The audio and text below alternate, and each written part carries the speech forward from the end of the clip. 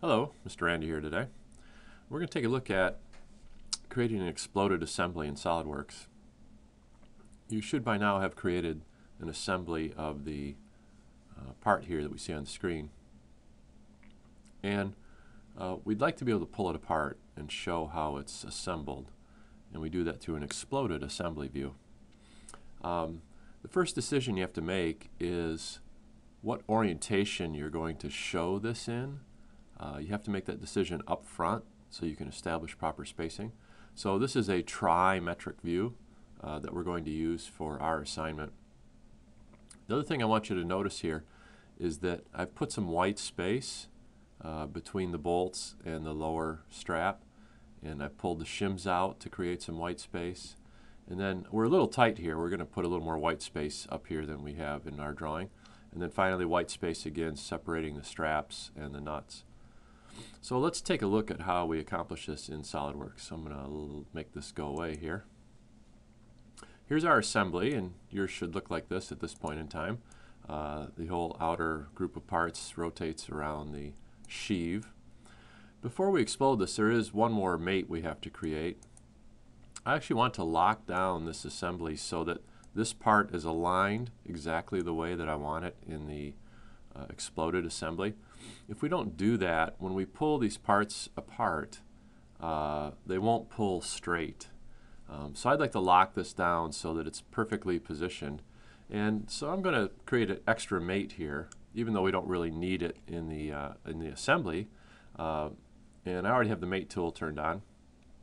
And I'm going to mate this surface right here, this flat surface on the top. And there's a little flat right here on the sheave. And I'm going to mate those two parallel and just force that to be locked exactly in position so that the bolts here are perfectly vertical and the straps are lined up exactly vertical when we pull this apart. And we'll hit OK, and we're done with the mate tool. Now we're ready to pull this document apart, or pull this part apart. And right now we just have a standard configuration. I'm on the configuration tab. We've used that before. I'm going to right click on this configuration, and I'm going to ask for a new exploded view.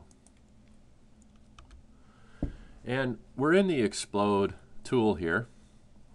And I'm going to do something that might seem a little counterintuitive here in terms of how I pull this part apart. But hopefully you'll get to understand it. I'm going to grab the two bolts, first of all, and I'm also going to grab the lower strap.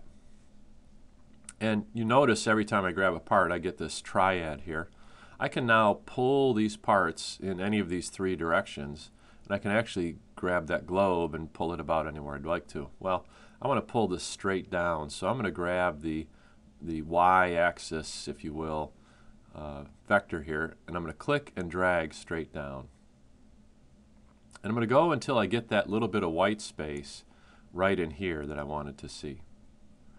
Now I'm going to grab the bolts and I'm going to pull those down again until I get that white space that I want. And the reason I pulled all three parts the first time was if I just pulled the bolts out, which is what many students tend to do when they start doing exploded assemblies, I don't know how far to go until I've established this distance. The other nice thing about this is if I edit the first step and move the strap, the bolts will move with it and I won't have to readjust the second spacing. So I always pull everything in the first step and then drop one part and pull the rest, and then drop one part and pull the rest. And we'll see that again in the top here.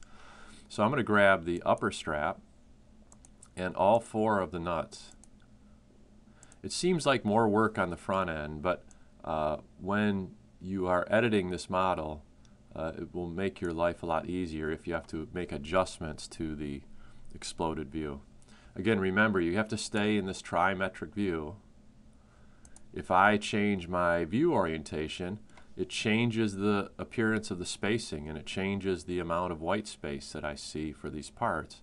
So make sure if you have to move the model to select a part that you always go back to that trimetric view before you pull out and look at the white spaces that you're creating.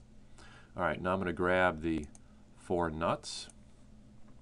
Be careful when you're picking the nuts that you don't accidentally click on the triad here, because then it'll put you into movement mode and you'll be forced to try and move those. So be very careful where you click when parts are close together. I'm going to pull all 4 of those up just a little bit. And then finally I'll grab the top 2 and I'll pull those up. All right.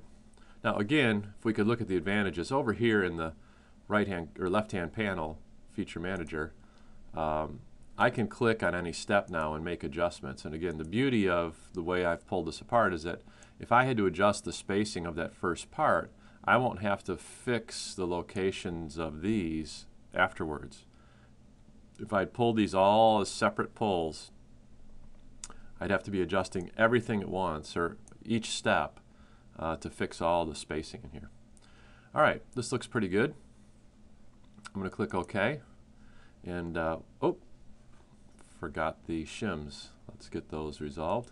We're going to edit this. And let's grab that shim and pull it out. And then we'll grab this shim and pull it out. Just get that white space that we want. Now we're finished. All right. First of all, I can right click, I can collapse back to what we had before. I can right click again, I can explode to take it back out to the exploded state. Now, if we looked at the drawing again real quick, you'll notice that we have, they're hard to see, but you can see that we have explode lines that show the assembly order, or how the parts all come together. And for this part it's pretty obvious, but nonetheless, these are helpful to give the eye a line of sight to see how this comes together. So we'd like to put those in next. So we're going to go on the Assembly tab to Explode Line Sketch. This is a button in the Assembly tab, and we'll click on that button. Explode lines are a little tricky, and we do a lot of spinning the model when we do this. Normally, when we mate or do lots of other operations, I'm always asking you to select a surface, like this cylindrical surface here. The exception to that rule is when you do explode line sketches. We tend to not like our results when we use surface selections, and instead picking edges is a much more effective way to establish locations for explode lines. So I'm going to pick this edge right here, not the surface but the very corner. And you'll notice that my arrow is pointing up. Well, I want my explode line to come down through the part this way. This is real important. You have to flip this arrow. If you don't, when I pick another circle down here, my explode line sketch is actually going to go up and over and down and jog back and then come down through, and it'll look incorrect. It'll look really terrible. So you have to remember to check this arrow every time you start one and make sure it's pointing the direction that you're going to go. So I'm going to flip that arrow by just clicking on it. My next location is going to be right here, because we're going to pull straight down through there, and then we're going to attach to the top of the shim's hole here.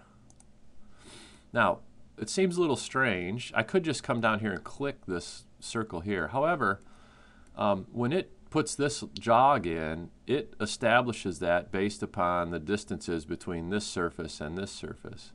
If I just went straight to here, it's going to establish that from the top of the shim to here, and the jog line is going to be in the wrong place. So I'm actually going to pick the bottom corner and then pick the top corner here. Now we're in a straight line. Doesn't matter anymore. I don't have to pick the bottom corner on this lower strap. I'll just pick the top corner of that circular surface right there, and I'll hit check. And then we'll do the same on the other side. So we'll zoom up, I'll pick that, I'll flip the arrow to the bottom of the strap, to the top of the shim, to the bottom of the shim, to the top of the strap surface there, and on through to the top of the fastener. And we'll hit OK, and we'll hit OK. We're done with explode lines. So there you have the explode lines. They'll look a little funny in the 3D model because they don't use visibility here. They don't show that the line is disappearing through the shim or disappearing through the part. So they'll look kind of funny in the 3D model of the assembly, but when you bring it through into a drawing, it'll look fine. That's it for this video. The last video is going to look at bringing the assembly into a 2D drawing. We'll do that as a separate one, so enjoy.